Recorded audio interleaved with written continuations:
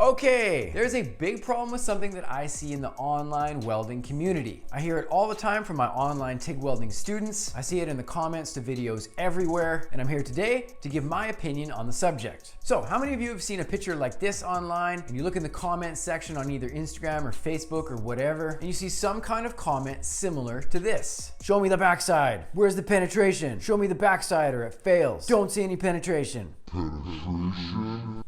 Now, in fact, this comment has become so common, and to be honest, so carelessly thrown around in comment sections these days, that I'm starting to notice it's making a real impression with people who are just getting started with the trade of TIG welding.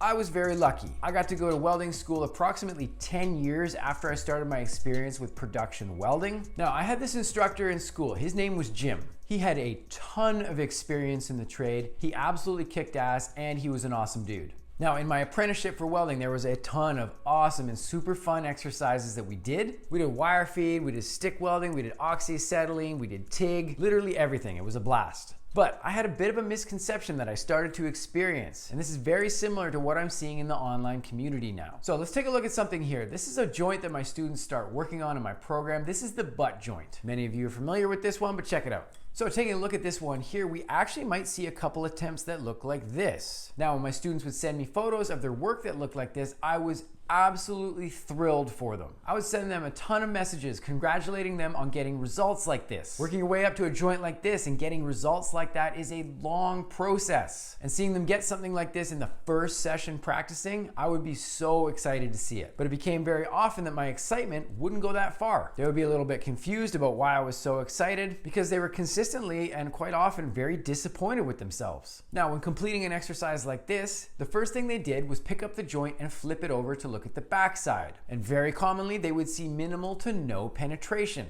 So when I hit them back with a bunch of excitement and congratulating them on the work that they did, they always felt a little bit confused because they had automatically assumed that they had failed the exercise. Now my students would start to explain to me one common thing that I kept hearing is that they assumed that because they did not see any penetration on the backside of the joint, they had failed the exercise and the weld was no good. Now, this is where I am here today to clear this up for a lot of people. Especially if you're first getting going with TIG welding, this is very important. Now, when I was in school, working my way through some of these exercises, I could be working on plate exercises or something like that, pipe joints, and when I would finish a weld, I would automatically look at the other side, and if I didn't see perfect penetration, I would automatically assume that I had failed. Now, my instructor that we mentioned earlier, Jim, he took me aside one day, and he honestly put everything into perspective to me in a matter of minutes. He would show me what I was working on, and he would remind me that this is something that I had never tried working on before. And it would only be like the first or second time I'd ever even attempted an exercise like that. And then he asked me something that blew my mind. Why would you try and focus on getting perfect results on both sides at once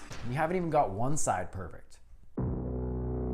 Now, when my students reach an exercise like this in my online program, understandably, they would obviously want really good results very quickly. But jumping into a new challenge like this, while it may be simple for some people, nobody's ever done it before, it is a big challenge. Trying to get perfect results on both sides of a joint like this when they've never done it before, this is gonna be really tricky. One of the biggest things that I work on with my students in my program is to make sure that they are not becoming frustrated or discouraged. This is why when somebody started to feel frustrated or disappointed with their work, this is where the lesson that Jim taught me starts to get passed on. We are not going to worry about getting perfect results on both sides. Now hear me out about this, hold up a sec. Now you can see from an example of a butt joint that I have done here, what we're looking at here looks pretty good. We can see the top side of the joint looks pretty clean, and the other side of the joint shows adequate penetration with good consistency from start to finish. But again, why would we make things difficult for ourselves when we just started learning something for the first time? Now, when we get started with this exercise in my online program, the first thing and the only thing that we're gonna focus on is trying to get perfect results with the top side only.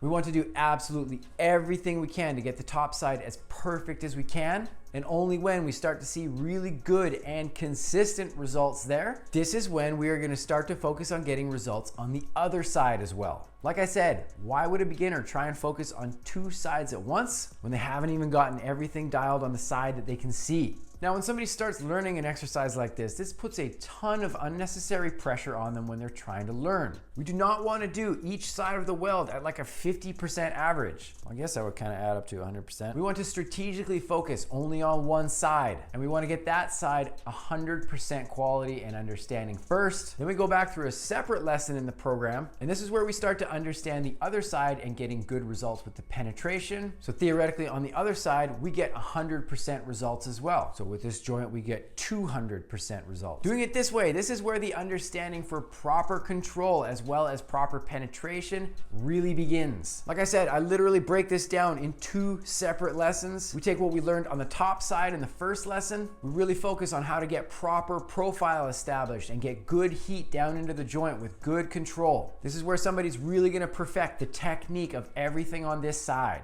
And then when we have a great understanding of everything here, this is when we start to apply the things that we have learned to the next lesson, and we try and get down into the base material a little bit better. Now, one of the most common things that people think when they do not get results with seeing penetration on the other side is they assume they just need to weld hotter.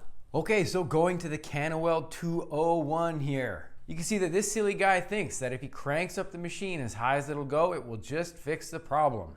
Now, this machine is awesome, but let's think about this first, you silly guy. They think that increasing the amperage or hanging out longer is gonna punch through to the other side. And while sometimes this may kind of work to some degree, I find that it offers no real control of your overall heat input, and especially as you approach the end of a joint, things can get crazy there. Now, the main thing that I teach my students to focus on is we want really good results with your blended edges right here, right where the filler material meets the base material. We want the edge to be blended in nice and smooth between these 2 materials. We want to make sure that the filler material is going in, creating adequate reinforcement. And we want to make sure that the width of the pass is not becoming excessive, especially as we approach the end. What is very common is that when somebody increases the overall heat and don't have a great understanding of establishing and controlling a perfect profile on the top side, they essentially take the exact same problem that they're having with and they make it bigger overall. So essentially, they're having the exact same problems that they were having at a lower amperage setting. We really want to focus all of the details that we are learning and get them down into the joint properly. This type of stuff is what is going to get you the best results. Now, there's another very important thing. I talk about this all the time on my channel now, I'm sorry. But we want to make sure that our stepping distance is not too far apart. If anybody doesn't know, the term stepping distance refers to the distance in between each step where filler material is added to a weld. Now, what happens is when you step too far apart, it is going to create little cold pockets in between each step. The filler material you are using will become inadequate in the middle area here, and you are not going to get adequate heat input down into the workpiece. So, being very careful, we make sure that we do not overfill. The perfect amount of filler material is going to create edges that look like this here. See how they are nice and blended into the base material. Hard edges like this, we don't see that smooth transition. This means you either have too much filler material or the heat has become inadequate to blend this filler material into the base plate. Now, I prefer to see a stepping distance of exactly what we see here. Each puddle covers approximately 2/3 of the previous puddle. Essentially, we want to make sure that we cover over this area right in the middle. Trying to get what you're looking at here as far as the stepping distance is always a great idea of somewhere you want to be for a ballpark.